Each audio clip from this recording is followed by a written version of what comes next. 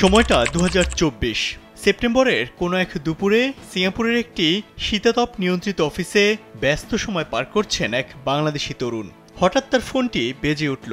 কলটি এসেছে নোবেল বিজয়ী ডক্টর মোহাম্মদ ইউনুসের নম্বর থেকে।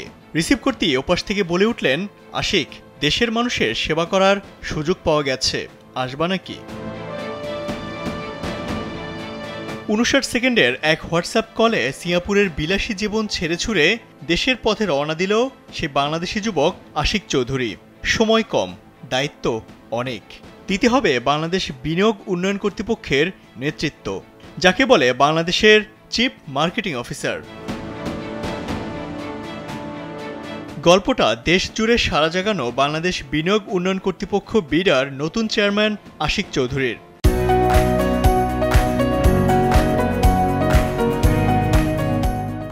যিনি ডক্টর মোহাম্মদ ইউনুসের ডাকে সাড়া দিয়ে সিঙ্গাপুরের আয়েশি জীবন ছেড়ে চলে আসেন বাংলাদেশে।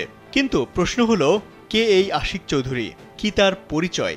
এত কম বয়সী এক তরুণকে কেন দেয়া হলো এত গুরুত্বপূর্ণ একটি দায়িত্ব? আশিক চৌধুরী চাঁদপুরের সন্তান হলেও বাবার চাকরির সুবাদে তার বেড়ে ওঠা যশোরে।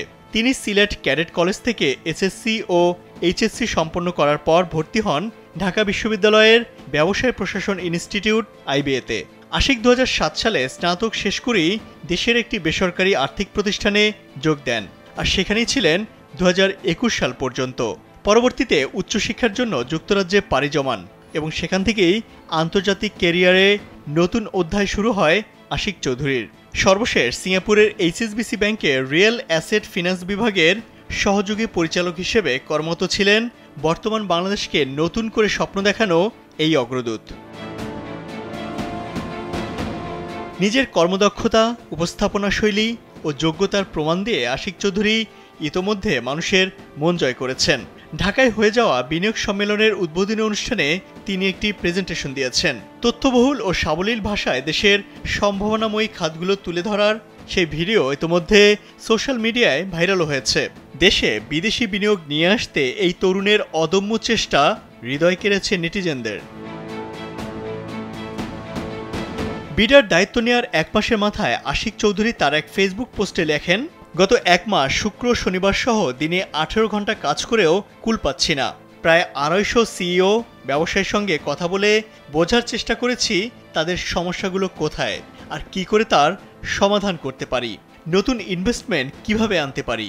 চেষ্টা চলছে, ফেল করা যাবে না। আমরা জনগণের সরকার, তাই প্রত্যাশাও অনেক। সফল কর্মময় জীবনের পাশাপাশি এই তরুণের ব্যক্তিগত জীবনটাও বেশ রোমাঞ্চকর। আশিক চৌধুরীর আরেকটি পরিচয়, তিনি একজন প্রফেশনাল স্কাইডাইভার, যিনি ৪১,০০০ ফুট উঁচু থেকে দেশের লাল সবুজের পতাকা নিয়ে লাফ দিয়েছেন, যার কারণে তিনি ইতোমধ্যে গিনেস ওয়ার্ল্ড রেকর্ড বুকেও নাম লিখিয়েছেন। আশিকের মাথায় স্কাইডাইভিংয়ের স্বপ্ন আসে মূলত পাইলট বাবার কাছ থেকে। শৈশব থেকে তিনি মহাশূন্যে পাখির মতো ওড়ার স্বপ্ন দেখতেন। ২০১২ সাল থেকে এখন পর্যন্ত তিনি প্রায় অর্ধশতবার আকাশ থেকে লাফ দিয়েছেন। আশিক চৌধুরী যুক্তরাজ্যে ১ বছর প্রশিক্ষণ নেওয়ার পর প্রাইভেট পাইলট হিসেবে লাইসেন্স পান। এরপর থাই স্কাই অ্যাডভেঞ্চার কোম্পানি থেকে স্কাই ডাইভিংয়ের উপর লম্বা প্রশিক্ষণ নেন, অর্জন করেন স্কাই ডাইভারের লাইসেন্সও। ইমতিয়াজ আহমেদ, কালবেলা।